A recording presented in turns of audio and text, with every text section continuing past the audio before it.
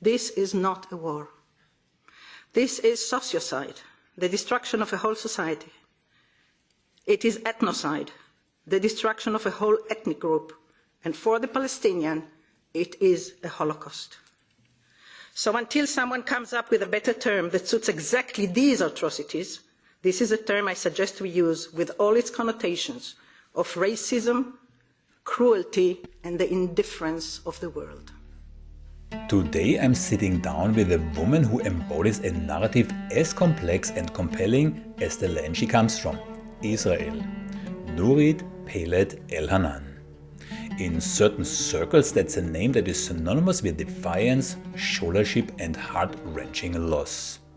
Despite recent attempts to silence her, as you will hear in the interview, Nurit invites us into her world where personal tragedy collides with historical legacies and where her pursuit of peace challenges deeply, deeply entrenched narratives.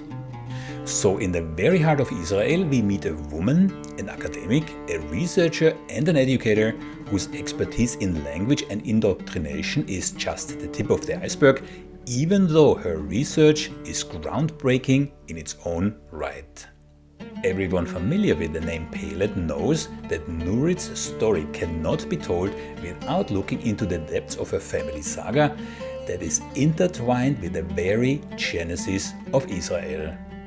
Her father is one of the protagonists in this story, not because he was an Israeli general in the 1967 war, but because after Israel won the war, he traded the uniform of a general for the mantle of a genuine peace activist. This transformation from a high-ranking military strategist to a proponent of peace and a two-state solution is a story of radical change. A change that had far-reaching consequences for himself and his entire family. In a fateful twist, this man's almost prophetic predictions seem to come true in the aftermath of the October 7th attacks. But the family plot thickens even further with the enigmatic figure of Nurit's grandfather, Abraham. He was a pivotal character in Israel's founding drama. As a co-signatory of the Declaration of Independence, Abraham was not just a witness of history, he was one of its architects. His subsequent role as Israel's first ambassador to Sweden, in the shadow of the controversial assassination of the Swedish UN mediator Count Folke Bernadotte, by a Zionist terror group called Lehi, paints a picture of a nation at a crossroads, especially if we consider that a member of this very same terror group later became Israel's prime minister. Now there is one other persona to cover. Miko Peled, Nurit's brother. He too plays a more than peripheral role in his family saga. As former member of the Israeli Special Forces, Miko's military background adds complexity to his own approach to activism. He is a forceful peace activist in his own right, and he combines grassroots initiatives and global advocacy for a just Israeli-Palestinian resolution. In his books, The General's Son and The Story of the Holy Land Foundation, he illuminates the conflict's multifaceted aspects from an insider's perspective. So as you have seen, Nurit's story is not just one of historical giants and national narratives. Instead, it is deeply personal and painfully poignant, but it is also a story of tragedy and loss. The death of a 13-year-old daughter in a Palestinian suicide bombing is something that would have severely embittered most other people. Yet, Nurit has turned her grief into a channel for understanding and reconciliation, and by doing so she challenged the very system she once was part of. There are those who criticize Nurit and her family for the Zionist past and ancestry. But for me, people with the courage to undergo a paradigm shift in their worldview are pioneers of personal evolution because they're embracing transformative change, often at considerable social, professional and financial costs. As I engaged with Nurit, I was not just interviewing another academic or activist. I was encountering a living bridge between Israel's past and its potential cataclysmic future. So join us as we traverse the landscape of loss, legacy, and the relentless quest for peace in a land where history is not just remembered, but lived every single day. Professor, thank you so much for joining. It's my real pleasure talking to you, and your case is of special interest to me, as we will detect later in the interview. Very brief as an introduction, you, if I saw this correctly, you were at the Hebrew University in Jerusalem. From there, you are meanwhile retired, but you're now at the David Yellin Academic College in Jerusalem. Is that Yes, correct? but I quit. I wanted to ask you about this because if I'm not mistaken, there is a little controversy, right? So please elaborate, if you're comfortable. Yeah, I'm comfortable. There is a professor at the Hebrew University by the name of Gad Yair who uploads videos all the time.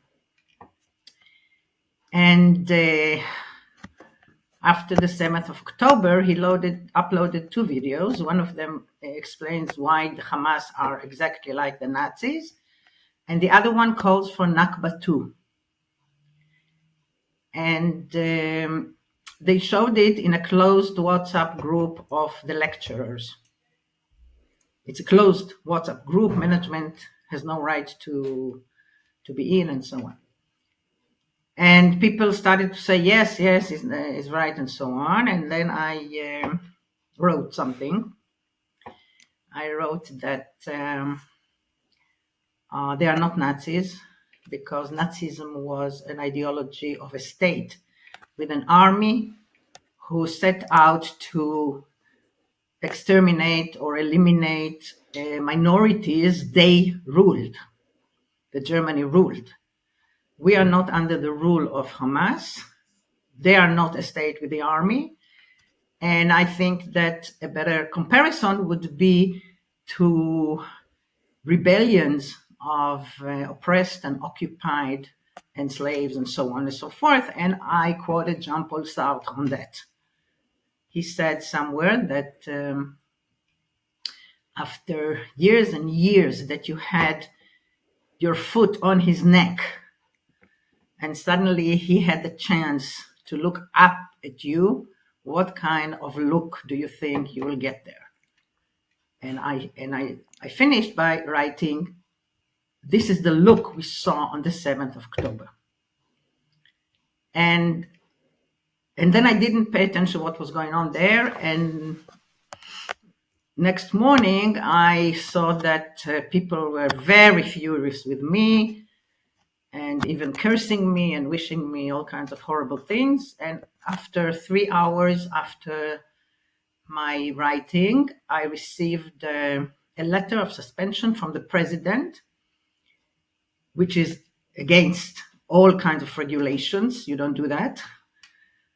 And other members of the management, the other directors and the other members of the management said that he hasn't consulted anybody about it.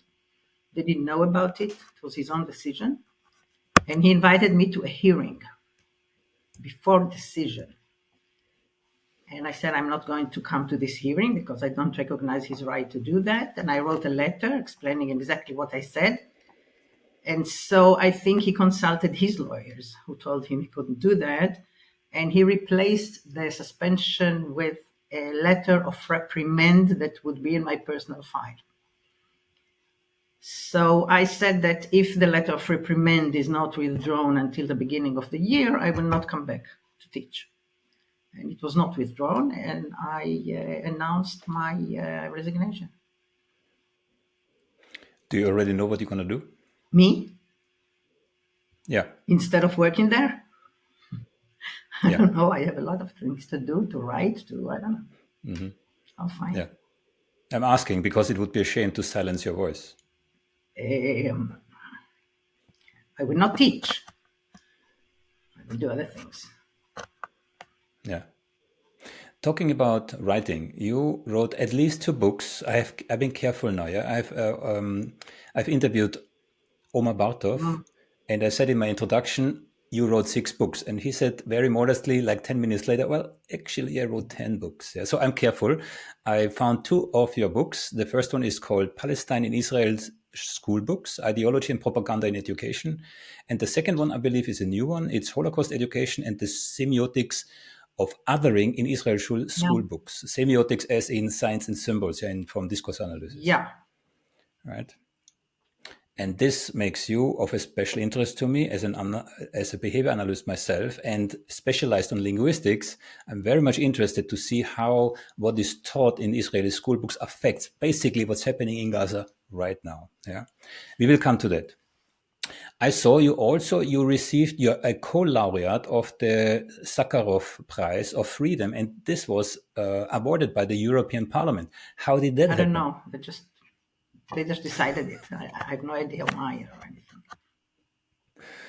Okay, but they must have given some reference based on your work in regards to... No, they said your itinerary. I think it was a decision to give... I know that some people, they wanted to give it to a Palestinian and an Israeli, and then others objected, so they decided to give it to the 3 religions. We had a Christian a priest from Angola also sharing the prize. So it was kind of, yeah. One thing that I like to do, and that sounds a bit contradictory. Yeah? So what I do is I look at Wikipedia and I look at ChatGPT, right? What is it? Now, ChatGPT, okay, I'm very much interested in artificial intelligence, and ChatGPT is, let's say, Wikipedia on steroids. I think that's kind of an accurate description, right? Now, when I refer to Wikipedia, I'm doing this in the full conscious that Wikipedia is absolutely biased and manipulated, right? In regards to ChatGPT, it's also so to a lesser degree, but I actually did an experiment with ChatGPT that has to do with poisoned wells. Yeah, so I guided ChatGPT into the truth funnel, as we called it, till at the end it had no other alternative to admit that it actually happened. Yeah, but it took me 20 minutes. So I'm saying this, I know both are biased. Yeah. So for me, Wikipedia is a criteria. The more negative the reviews on Wikipedia, the more interested I'm in the person. Yeah. Now, in your case, I have a couple of statements that are listed on Wikipedia. I do not know if they are true, but you can tell me. The interesting part is here, they are there without any commentary. Yeah. By your brother, for example, that's different. Yeah. So I have 1 or 2, and I will let you comment in a moment. Yeah? So, and I'm doing this, and maybe I should contextualize this. You are a very courageous voice. Yeah, you are in Israel, and you are very critical about Israel, the state of Israel, the Zionist project, right? So what I'm having here is you refer to Israeli soldiers as murderers of children, destroyers of houses, uprooters of olive orchards, and here it comes, the poisoner of wells, yeah, also water wells. Yeah. You said also Israelis were educated to legitimate massacres and to glorify the military exploits of Sharon, Barak, and Rabin. Now I have a third one, and before I read it, I have it in front of me, but maybe you remember, yeah, you voiced a very, very powerful comment about mothers. Do you know what I'm referring to? Would you be willing to share this, to quote yourself and to explain? I don't remember how I said it exactly, but first of all, I never said that they were murderers of children. I mean, these quotes are not quotes; they are paraphrases. Yeah. Shall I read what's here, and then you comment on? Maybe that's easier. Yeah, you can read it. Okay. So again, it's on Wikipedia. I do not vouch for any credibility at all. Yeah. But it says, apparently you said that Israeli mothers are nothing but golems that have turned on their creators and are more terrible and cruel than they who dedicate their wombs to the apartheid state and the occupation army. No. I've never said anything like it. It's not me at all. Okay. Not me at all. Okay. I thought already. Okay. What I said so about then mothers... please elaborate. I said many things about mothers. I said that mothers always rebelled against authority. We have mothers in the Bible who rebelled against authority, starting from the mother of Moses, who hid him so he won't be killed, and other mothers in the Bible that always defied authority. And I quoted some philosopher who said that, mothers are always, pioneers in these things. And the other thing I said about mothers, I said it about all mothers, not only Israeli mothers, all mothers who send their children to fight for other people's interests should go back to be what we call natural mothers and protect their children, mama courage sort of thing. Yes, because we lost it. We think that our uterus belongs to the state. But I said that about American mothers, British mothers, Israeli mothers, all these mothers who send their children or let their children go to fight all these wars that are not theirs at all. This is what I said. But all the other things are really fabricated. I would never say that. Yeah, I would thought never so. say that. I thought so. Yeah. Now, before we continue, I would like to underline a little bit the history of your family, if that's all right with you. Maybe starting with your grandfather and your father.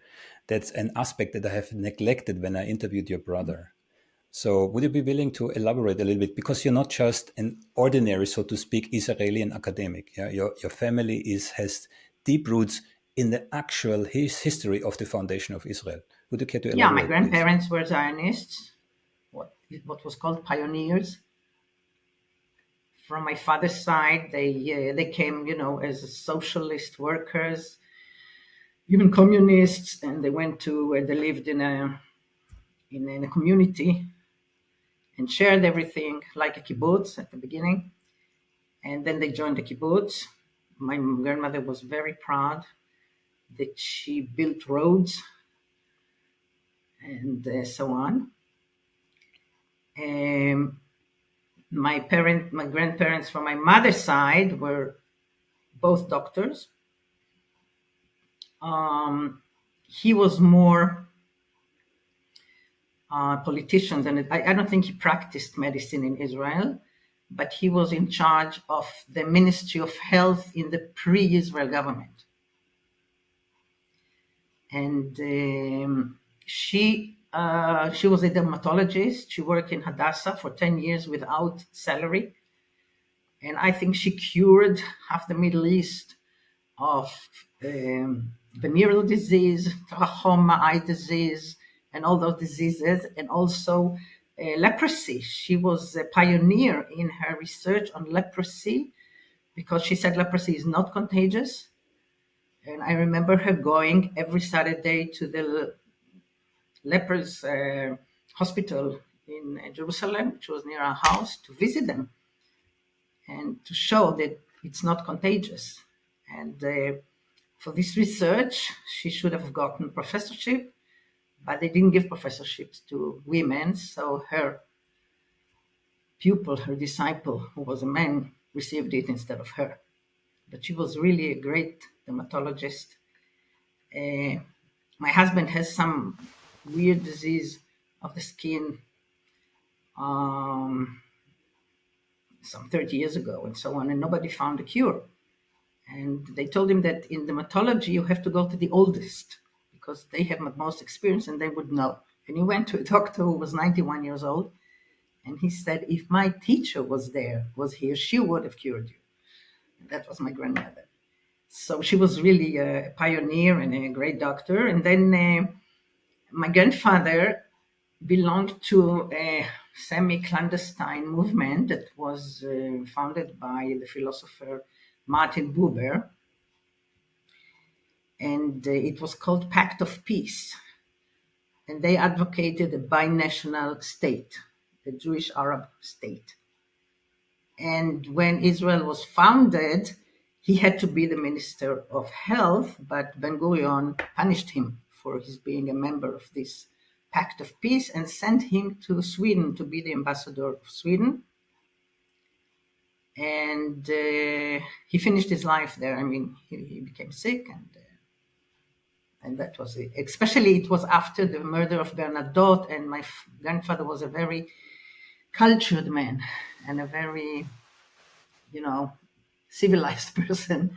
So they thought he would be suitable. And again, she learned Swedish in a few months. He never learned Swedish, and we used to go there in the summer when I was little. Yeah.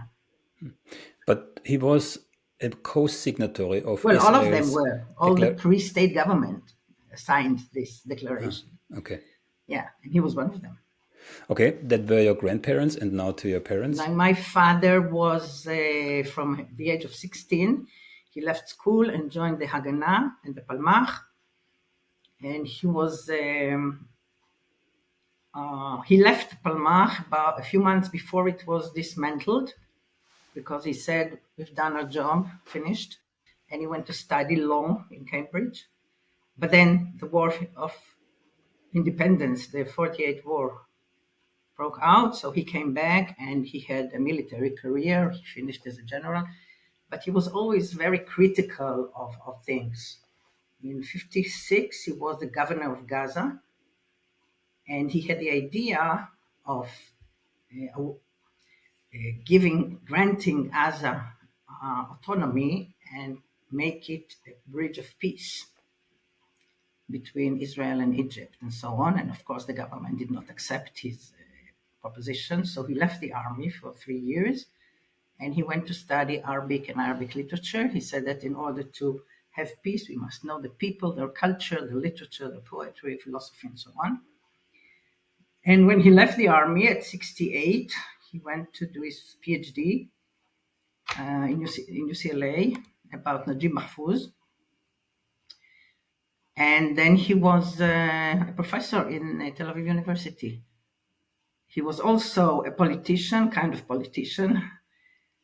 He was too ideologist and too honest to be a real politician, but he founded a party that was called the Progressive Party of Peace. And he served in the Knesset twice, two terms in that. So he really dedicated the second half of his life to peace between Israel and Palestinian. He was the first notable who traveled to Tunis, disguised as a woman, to meet Arafat and start conversations and talks with him. He did it with Issam Sartawi, his Palestinian friend, who was later assassinated by his own people for this friendship. And then he was joined by two other people, Uri Avneri and Yaakov Arnon, and they created the Israeli-Palestinian Council for Peace. And he really dedicated all his time and life to this. And he lost all his friends. His life was threatened. Our life was threatened. My children's life was threatened. It was very hard, but he was a very, as I said, he was very honest man, and he was very pragmatic. He thought this is the thing to do for Israel to have peace with Palestine and to have two states and so on and so forth. And he was accused of not being a good Zionist. So he sued a journalist in the Supreme Court for that. And the Supreme Court awarded him a certificate that says that he was a very good Zionist. And he carried it in his pocket all the time. So he really did what he did because he thought it was the best thing for Israel and for the area. Yeah, and then he had cancer and he died. And after Oslo, he and Edward Said separately wrote the same thing about Oslo. 3 days after Oslo, he wrote an article and he called it Requiem to Oslo, because he saw all the flaws and all the tricks and everything. And then his last interview in the journals, I think it was Maariv, the title was Rabin Does Not Really Want Peace. And they were very good friends. All the time when he used to go to Tunis and all that, Rabin was in the picture. And Rabin was very angry, although they were very best friends, and he never came to visit him when he was ill. I don't think he minded so much, but my mother minded. And so that was it. To recapitulate, so if I understood correctly, your father was indeed a general in the Israeli army in the 1967 war, Yeah. right? After the war was won, he had the position that now that war is won, we have to achieve peace. And I have here a statement which I cannot call other than it's kind of a prophetic message, because he said if there is no two-state solution, there will be terror, there will be fascism, and that will be the end of Israel. And he said also, I'm not entirely sure if it's 100% correct, this statement, but in that even sense, during the war, because they started the war and they went on and on and on, and they advanced and they didn't know where to stop. So his idea was to reach all the Arab capitals and not leave until we have a peace contract, a peace accord with each and every one of them. But of course, his ideas were never accepted. And he also said that, what happens now is also his prophecy. He used to say about the settlers that they have arsenals, that they are going to infiltrate the police and the army and everything, and they are going to ruin Israel. Yeah, he had a prophetic mind in that sense, but nobody listened to him then. Yeah, because you mentioned Bernadotte, and I actually looked into the history of Bernadotte. Can you explain a little bit? I mean, we don't have to make this a big topic here, but it's very interesting because I have another interview with the author called Tom Suarez, and I called the interview "Israel: A Child of Terror" because he wrote the whole book illuminating all the actual terror acts that we cannot say Israel, but the precursor of Israel and the precursor of the Israel, also IDF, right? Haganah, Lehi, Irgun, these kind of organizations perpetrated, And one of the assassinations that they executed was the one of Count Bernadotte. He was a Swedish count, and he was highly recognized for his peace initiative already before he was tasked with the peace, let's say, with the peace process between, let's say, Israel and Palestine, right? Yes, and he was murdered. He was executed, yes. He was murdered, and it was very unpleasant moment, I think, for Israel. And they had to rebuild their relationships with Sweden. And that's why my grandfather was chosen. That's what I told you. Because he was he was really a man of peace, of negotiation, of culture, and so on. Yeah. So the actual assassination of Count Bernadotte was the reason that your grandfather was sent to Sweden? No, that I was don't the think trigger? so. I think there were many reasons. First of all, a punishment, and he wanted the health ministry, and he didn't get it. And then there was this thing with Bernadotte. This was the official. Okay. My grandmother was always angry about all these things. She didn't like it in Sweden? No, but she didn't like the fact that he did not receive what he deserved. Yeah. Understand. And if we come now to you, right? What can you tell us about you? And I would like to start with your permission. How did your family history influence how you think today? I don't know. I think it's a mixture of things. As a young girl, I was very patriotic, and I never listened to my father's criticism. But then I went to study abroad, and I started hearing things that I didn't know about Israel because, we didn't have television or anything. We were very indoctrinated. We were all one-minded. And I think this what changed me, especially when I was in Paris and I met Moroccan Jews who left because of racism.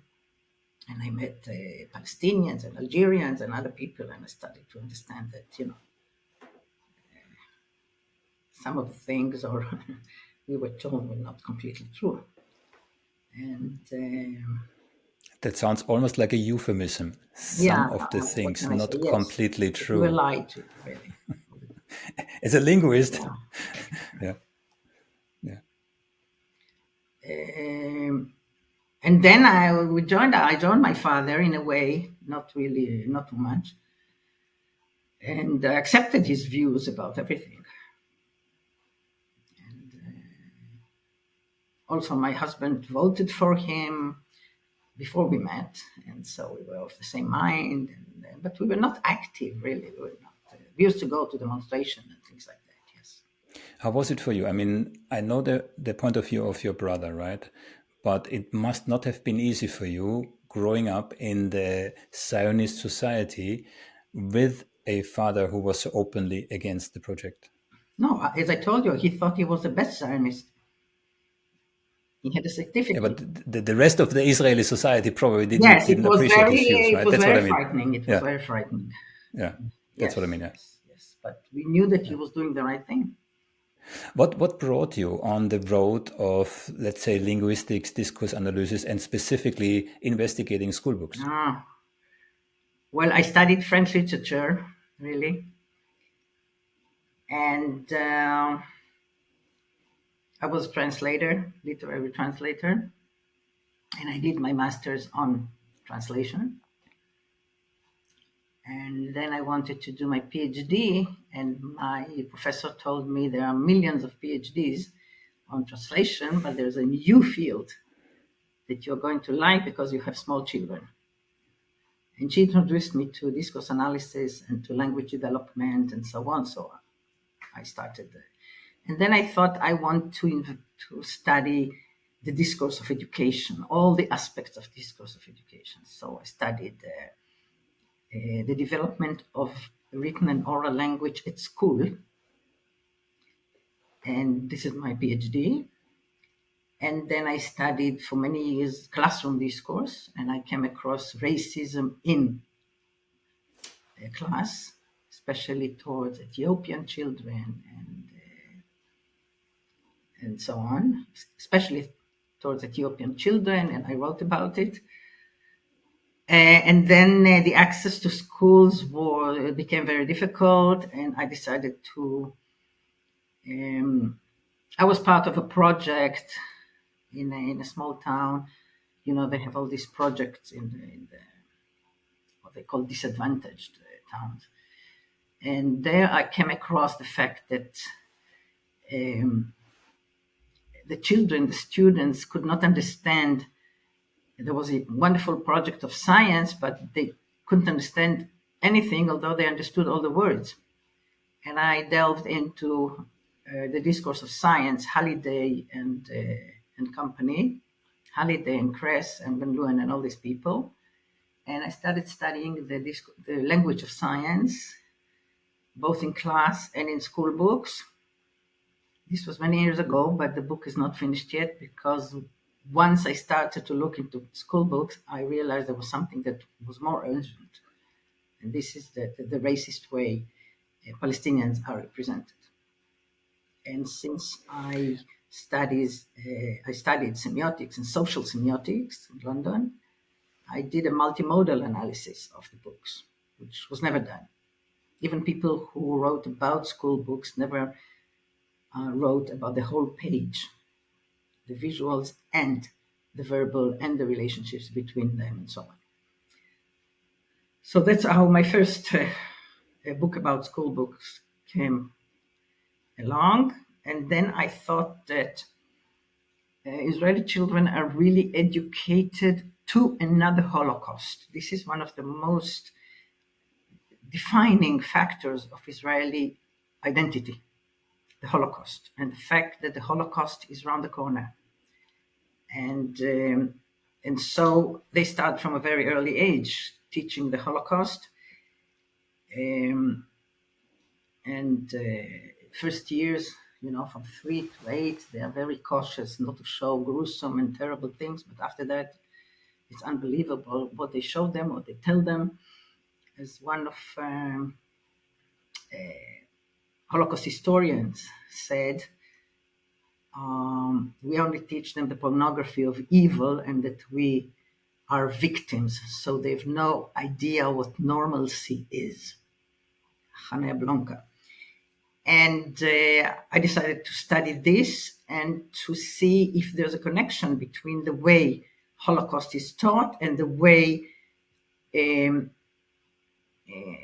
minority groups such as Palestinians and Ethiopians and Arab Jews are represented at school books. And this is my last book.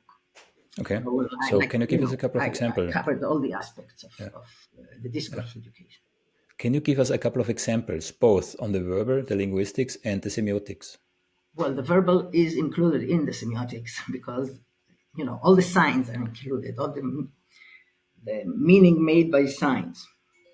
For the Palestinians, for example, but also for the other groups, Israeli identity is, or Israeliness, I should say, is constituted against several groups.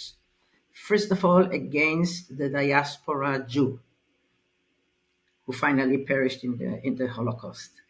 The diaspora Jew is considered weak and without muscles, and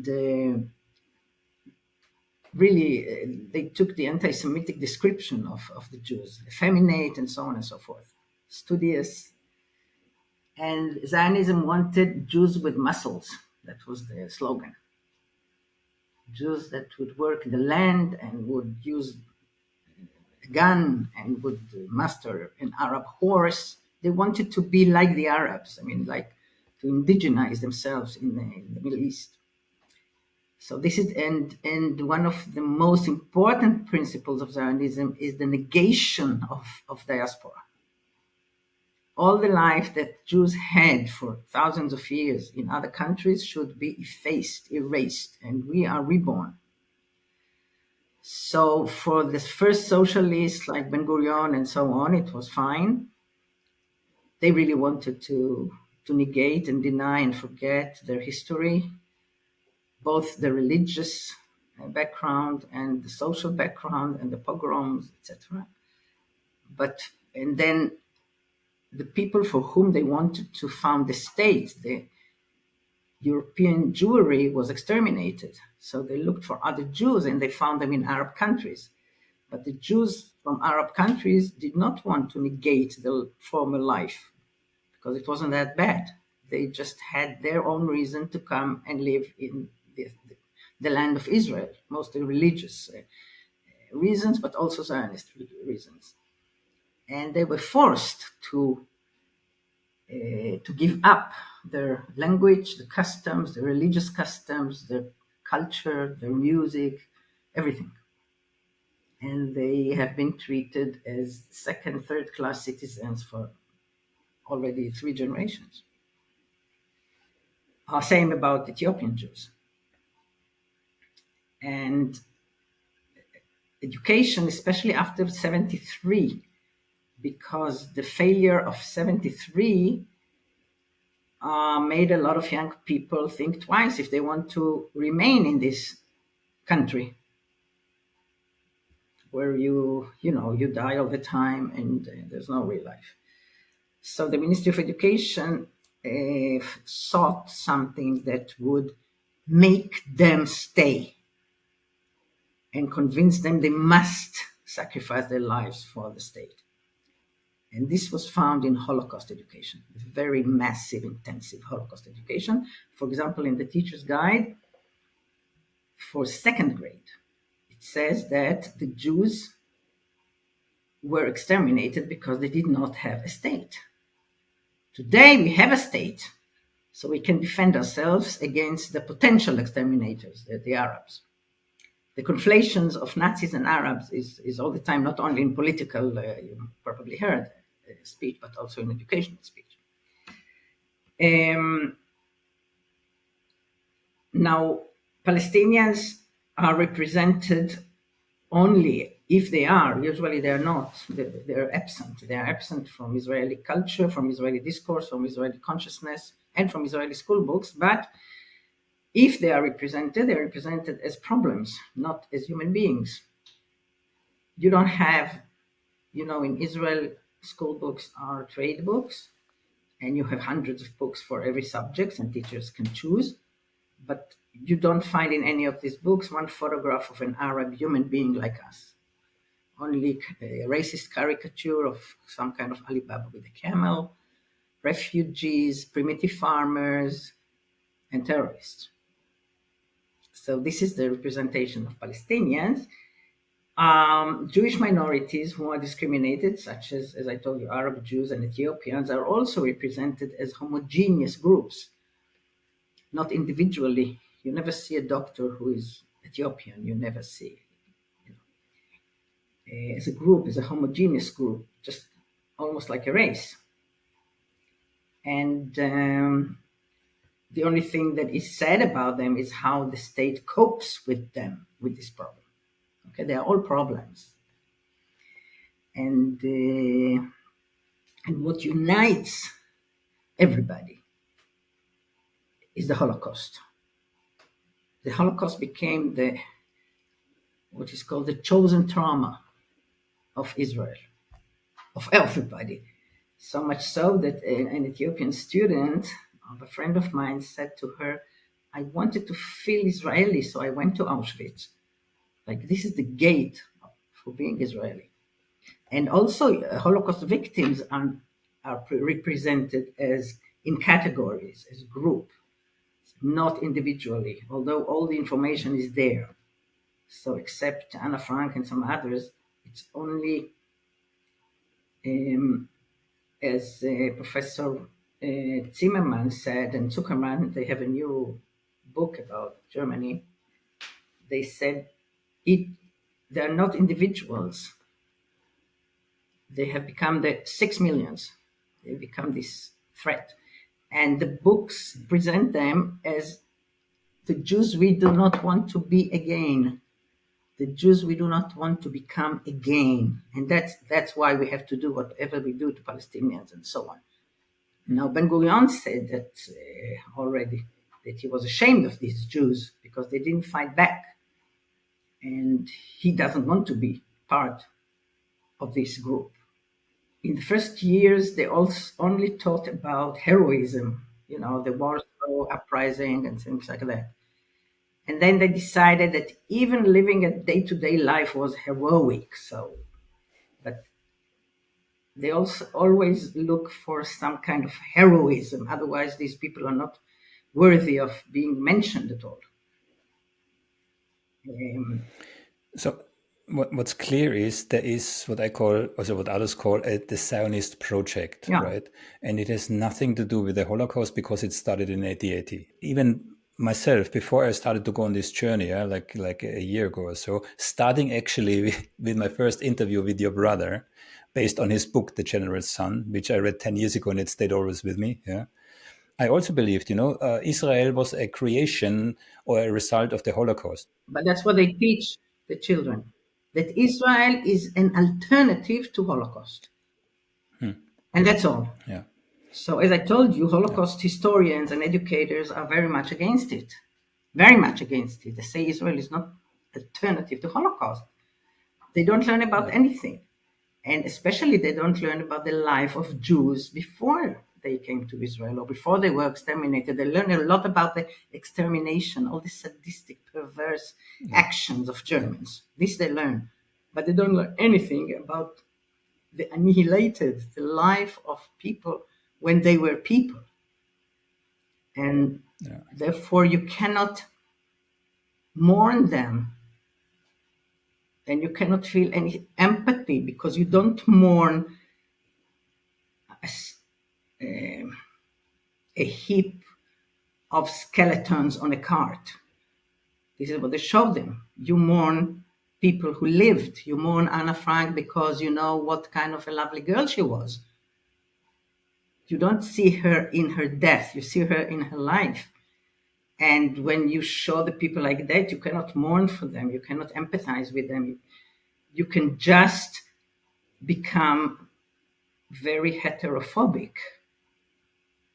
Everybody hates us. Everybody wants to exterminate us, and we must protect ourselves, especially against the existential threat is crucial for the Zionist. Even now in Gaza, they say that it's a war of yes. Yeah.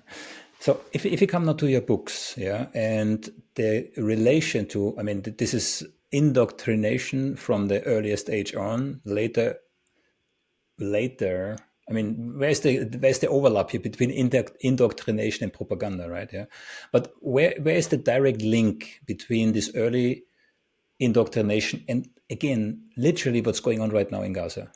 Well, let's not simplify. Huh? Education is not only textbooks. Education is a lot of things: culture, youth movements, politics, religion, and so on and so forth. If you read confessions of soldiers in the books of Breaking the Silence, you will see that many of them, or especially the wonderful book of Noam Hayut, The Girl Who Stole My Holocaust, which is a must book for anyone who wants to understand this. He's one of the founders of Breaking the Silence. So they also always say, I was educated to believe that whatever I do to the Palestinians will save us from another Holocaust. And today they speak the same way. And people conflate Palestinians with Nazis, and they call them Nazis and so on and so forth. That's why I think that when I said that they are not Nazis, they are occupied people who rebelled in a horrible, brutal, ferocious way, like all such rebellions, like in Algeria, like in Brazil, like all these rebellions that we remember, that we know. People were very angry. Also, conflating them with the Nazis means that we cannot talk to them because they are anti-Semitic and so on and so forth. They are not people to negotiate. It's almost an archetype. Yeah, it has become an archetype. Yes, Yeah, yes, it yes, does. yes. Yeah, it's so deep in the subconscious. They tried it actually direct after October 7th. They tried it with ISIS. Hamas is ISIS, Yes. but they quickly realized this is not by far not as strong as like Hamas is Nazi. They switched after, I think, 2 or 3 days. I observed this clearly. They switched from the narrative it's ISIS the to Nazis, the Nazis. because this is the comparison that we understand. But there's a book by Professor Zuckerman about the Gulf War, and it's called Holocaust in the Sealed Room. We had to go to the sealed room every time they were bombing, and people immediately felt they are the poor Jews, helpless Jews. And also in the school books and in the matriculation exam, the questions, they have a chapter about the formation of Holocaust remembrance. And this chapter has nothing about the Holocaust, but it enumerates all the terrorist attacks of Palestinians since 1974. And after every report about the attacks or the murder in München, in Munich, or Entebbe, all these things, after every report they said, in this event, the Israelis felt their vulnerability and weakness and started to identify with Holocaust survivors. Okay? Because as if the terrorist attacks of Palestinians are heinous anti-Semitic crimes, and they take out the context. I mean, they are crimes, but they have another context. And this context is not revealed, only the action. And then after every act, this made the Israeli aware of their vulnerability and weakness against our enemies and so on and so forth. So this is how the remembrance of the Holocaust was formed. So, we don't know much about Palestine. We don't know much about Jewish life in diaspora, because also the history of Palestine is not taught.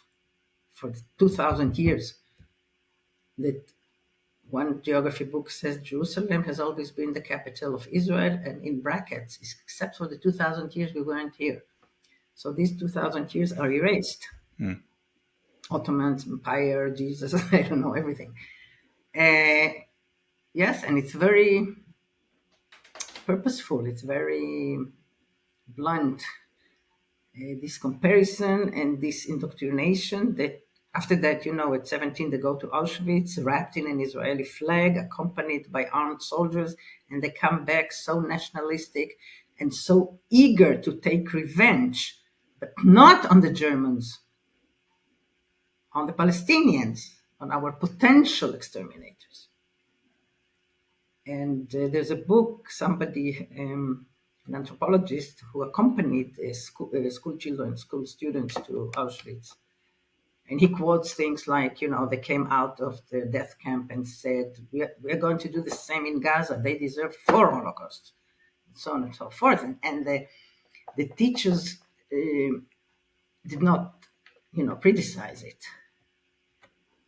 By the way, he brings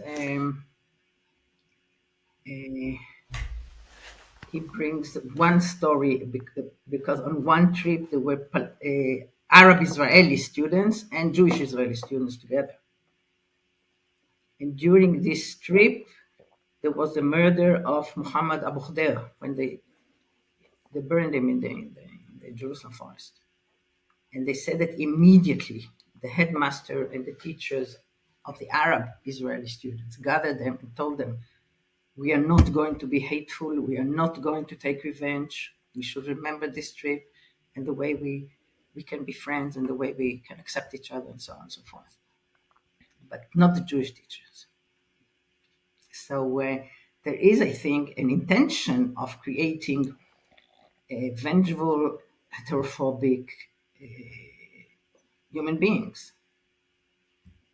Because then you can really tell them, the neighbor is responsible for all your tragedies, and so they'll go and do whatever they're told. I'm trying to establish a link between what you found in the books and, again, what's happening today in Gaza, and maybe also with the genocidal language that is being used by Israeli politicians. So how can we address this best? No, I don't think there is a direct link. You can't find direct links with anything. This is part of the education. I think that textbooks are what Professor Kress said, punctuation of semiosis. Textbooks are crystallize the meaning given to the reality at a certain moment. Okay, that's why when governments change, they fight over textbooks, especially civic studies and history. And that's it. In 2 years, it will be something else. So this punctuation of semiosis, like putting a full stop and giving you the meaning that is made now. Okay, it reflects that. But I don't think the textbooks have such a crucial role. I think they're important because students have to read them for the exams. So it's probably the only thing they read on this subject. And this is what they know. Okay? But you have a lot of other things other than textbooks that influence the whole culture, the whole mentality, the whole songs, and popular songs that are all about our land and our homeland, and we shall die for it, and so on and so forth. We were brought up on these songs, all of us. I'm asking because for an outsider, right, it seems hard to believe what we hear today from Israeli politicians, that this is being accepted. So that there must be we know there is a very sophisticated system of propaganda manipulation and indoctrination that's active since, I don't know, at least 50, 60, 70 years, right? So there is, as you said, a whole potpourri of elements that contribute to that. Yeah. So where I want to go with this is, I know that first of all, people have much less control over what they're saying than they think. And on the flip side, people also generally underestimate the power of words. Yeah, especially if you talk in images that go into the subconscious, right? And then I try to find out in your research, if you found this potent correlation between these type of elements and what's happening right now. I mean, these images that we are seeing now from I mean, literally mountains of dead young children, yeah, which is being justified by genocidal language. Like Herzog said, yeah, there are no innocent Palestinians. Like everybody there deserves to die. This kind of things. Well, Right? the government today is the far, far extreme right. These are the settlers. These are the people my father warned against. And their education, I don't think that in their education, the books that I studied figure that much. I don't know. Language, No, the semiotics. texts that I studies are the mainstream authorized textbooks of secular schools. It's not what they learn in the settlements. Okay? Okay, but most And of the 300,000 reservists in the yes, army right now, they're just the normal people, right? They have jobs, they have no, families, everybody has jobs and families, but Exactly. So I don't that's the think audience who read those books. it's a direct link. They have other things, and but I think that this education to a Holocaust makes them, as I say, heterophobics, make them fear so much that they would do anything to prevent it, and they believe they do everything to prevent it. And this is the most terrible thing about racism, okay? That you can feel so much for your own, but you don't feel anything. I mean, you can feel so much for people and children whom you are told are your own because it's an imagined community, they don't know them personally, and you don't feel anything about people and children whom you are told are of the enemy. And this is where racism comes into the picture. I think that Israeli discourse is terribly racist, even everyday discourse, everyday talk. If you come to Israel, everybody asks you immediately if you're a Jew or not Jew. And if you're a Jew, are you Sephardi or Ashkenazi, and so on and so forth.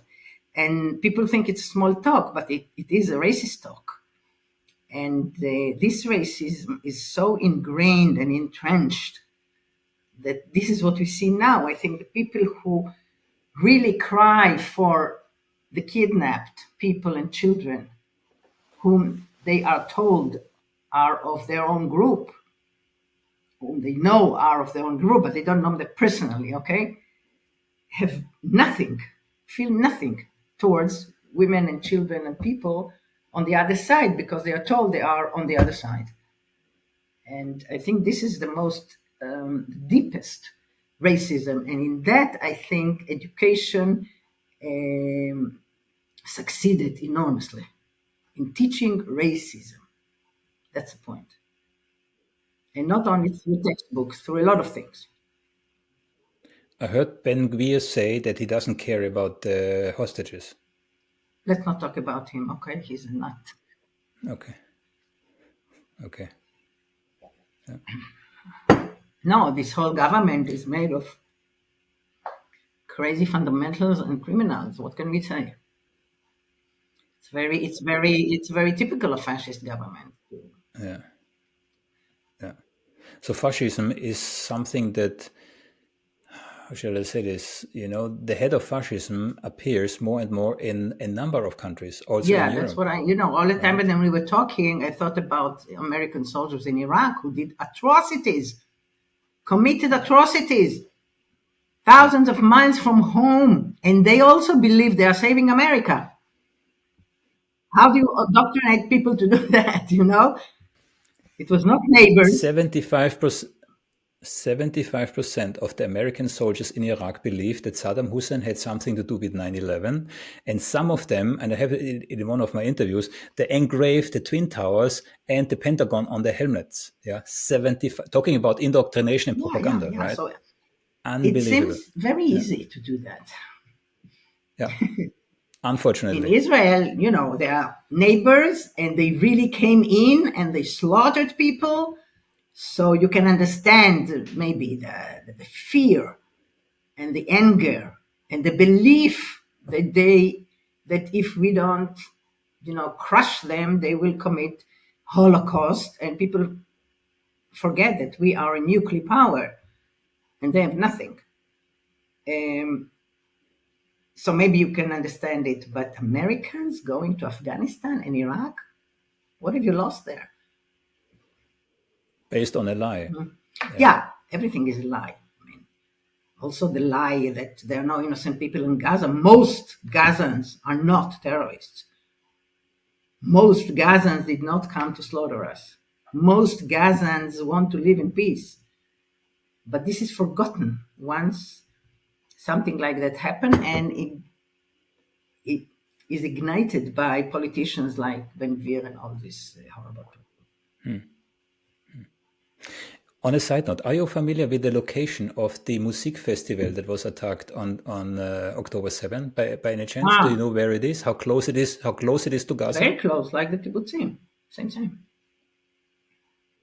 1 kilometer, 10 kilometer? No. Very close. Just by the border. Ambassador Friedman, which I interviewed, brought this to my attention. And I'm paraphrasing here, he said, imagine having a music festival directly next to a concentration camp. And now imagine the people from the concentration camp can see and can hear all of that. Yeah. And then they break free after, I don't know how many decades of Well, it's not only the music incarceration. festival. They haven't had clean water for more than a decade. And they see the sprinkles, in the kibbutzim and the grass and the swimming pools. There's a lot of things. They didn't have proper food. They couldn't go out. They couldn't study. They couldn't travel. There are a lot of reasons, not only the music festival. But these people, but again, most of these people did not do that.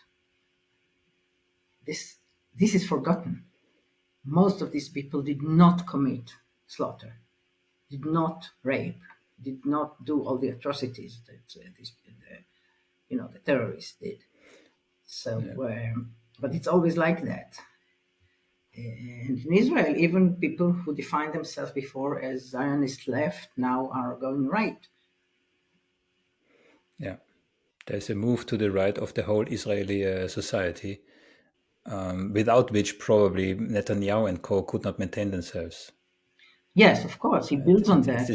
It's this vicious circle, the society going more right, producing more oppression produces more terror again produces more repression, and so on. This is a very vicious cycle. They're interested in that for many reasons. Yeah.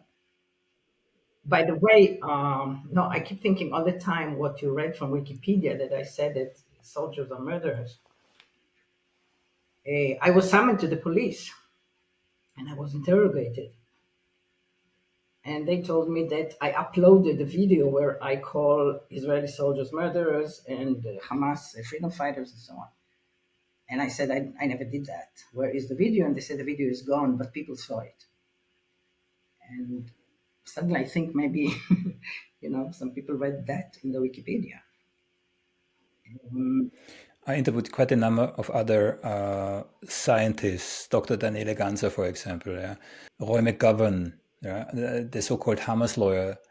They all say the same thing. Yeah, Wikipedia is used to smear them.